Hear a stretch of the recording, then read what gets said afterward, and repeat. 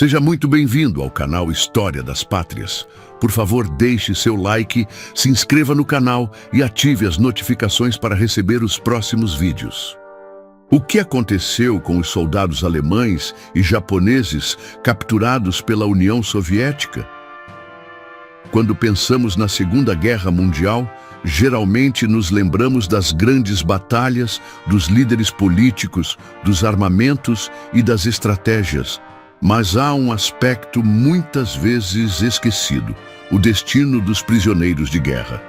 Entre eles, dois grupos se destacam pelo número e pela complexidade do que enfrentaram: os soldados alemães capturados no fronte oriental e os japoneses detidos após a derrota no Pacífico.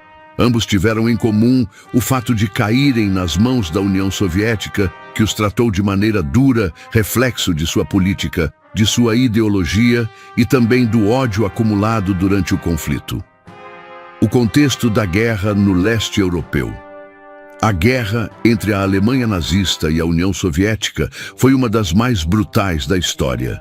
A Operação Barbarossa, iniciada em junho de 1941, abriu a frente oriental e colocou milhões de soldados em combate. A luta foi marcada por massa, fome, execuções e represálias.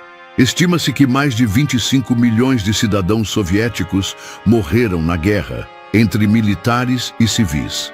Nesse contexto, os prisioneiros alemães não eram vistos apenas como combatentes inimigos, mas como responsáveis diretos pela devastação sofrida pela União Soviética. O ódio popular contra os nazistas, somado à visão soviética de que os cativos poderiam ser usados como força de trabalho, determinou seu destino. O destino dos soldados alemães, as primeiras capturas. Nos primeiros meses da guerra, foram poucos os prisioneiros alemães, pois a ofensiva nazista foi avassaladora. Porém, após as derrotas em Moscou, Stalingrado e Kursk, o cenário mudou. A Batalha de Stalingrado, 1942 a 1943, marcou o início de uma virada. Mais de 90 mil soldados alemães se renderam às forças soviéticas. Foi a maior captura de prisioneiros alemães em toda a guerra. As condições nos campos. Os soldados capturados eram enviados para campos de prisioneiros espalhados pelo vasto território soviético. Muitos deles foram parar na Sibéria, em regiões de clima extremamente rigoroso. As condições de vida eram duríssimas: fome constante, com dietas mínimas e carência de nutrientes. Trabalho forçado em minas, ferrovias, construção civil e indústrias. Doenças como tifo, disenteria e tuberculose que se espalhavam rapidamente. Falta de roupas adequadas para o frio intenso. Estima-se que dos 3 milhões de soldados alemães que caíram prisioneiros no fronte oriental, mais da metade morreu nas mãos dos soviéticos. As maiores ondas de mortalidade ocorreram entre 1941 e 1943, quando a União Soviética ainda não tinha estrutura para manter tantos prisioneiros. O trabalho forçado. Os sobreviventes foram usados como mão de obra. A União Soviética, devastada pela guerra, aproveitou os prisioneiros para reconstruir cidades, fábricas e estradas. Em Moscou, por exemplo, diversos edifícios foram erguidos com trabalho de prisioneiros alemães. Embora as convenções de Genebra previssem proteção mínima aos prisioneiros, a União Soviética não as respeitou plenamente, alegando que a Alemanha também havia violado essas regras ao tratar cruelmente os soldados soviéticos capturados. Assim, a lógica da vingança permeava o sistema. A repatriação. Após o fim da guerra, milhões de prisioneiros alemães continuaram na União Soviética. Muitos só retornaram anos depois. A primeira grande onda de libertações ocorreu em 1949 e 1950, após negociações internacionais e a fundação da Alemanha Oriental. Contudo, milhares só voltaram em 1955 após a intervenção do chanceler Konrad Adenauer junto a Nikita Khrushchev. No total, estima-se que cerca de 1 milhão de soldados alemães nunca voltaram para casa, mortos em cativeiro.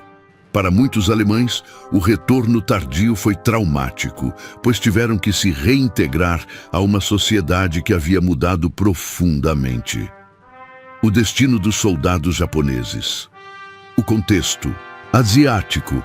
No final da guerra, o Japão ainda lutava no Pacífico contra os Estados Unidos, mas mantinha uma presença significativa no continente asiático. A Manchúria, no nordeste da China, era controlada pelos japoneses desde 1931. Em agosto de 1945, após a derrota alemã na Europa, a União Soviética declarou guerra ao Japão e lançou uma ofensiva maciça contra as forças nipônicas na Manchúria. Essa operação, conhecida como Ofensiva da Manchúria, levou à rendição de mais de 600 mil soldados japoneses. Os campos de prisioneiros japoneses, assim como os alemães, os japoneses foram levados a campos de trabalho forçado na Sibéria e em outras regiões remotas. As condições eram igualmente severas. Viagens exaustivas em trens de carga, sem comida nem água suficiente. Trabalho pesado em minas de carvão, construção de estradas e ferrovias. Clima congelante, para o qual a maioria não estava preparada. Rações escassas e pouco variadas. As taxas de mortalidade foram altíssimas, embora menores que as dos alemães. Calcula-se que cerca de 60 mil soldados japoneses morreram em cativeiro soviético. A questão da repatriação japonesa. Para o Japão, a repatriação dos prisioneiros foi um processo longo e doloroso. Enquanto os Estados Unidos repatriaram rapidamente japoneses capturados no Pacífico, a União Soviética manteve os prisioneiros por anos, usando-os como ferramenta política e econômica. O retorno em massa só começou em 1947, mas muitos permaneceram até o início da década de 1950. Alguns nunca voltaram, escolhendo ficar na União Soviética, onde se casaram e formaram famílias. Outros foram proibidos de retornar, acusados de crimes de guerra. O drama dos prisioneiros japoneses na Sibéria tornou-se um tema recorrente na memória coletiva do Japão do pós-guerra, gerando livros, filmes e testemunhos emocionantes. Comparação. Alemães e japoneses nos campos soviéticos. Embora ambos os grupos tenham sofrido imensamente, há diferenças significativas. Número de prisioneiros. Os alemães foram muito mais numerosos, milhões, em comparação aos japoneses. Centenas de milhares. Mortalidade. As taxas de morte foram proporcionalmente maiores entre os alemães, devido à captura em momentos mais críticos da guerra. Repatriação. Os japoneses foram repatriados mais cedo, enquanto muitos alemães só voltaram em meados dos anos 1950. Memória histórica. Na Alemanha, o tema dos prisioneiros foi em parte silenciado pela necessidade de reconstrução nacional. No Japão, tornou-se um elemento central da narrativa sobre o sofrimento de guerra. O uso político dos prisioneiros. A União Soviética não via os prisioneiros apenas como inimigos derrotados. Eles eram 1. Mão de obra necessária para reconstruir o país devastado. 2. Instrumentos de propaganda, mostrando ao povo soviético que os agressores estavam sendo punidos. 3. Peças de negociação diplomática, usadas para pressionar Alemanha e Japão. No cenário pós-guerra, muitos prisioneiros foram submetidos a sessões de reeducação política, nas quais eram expostos à ideologia comunista. Alguns poucos aderiram e participaram de transmissões de propaganda voltadas contra seus próprios países.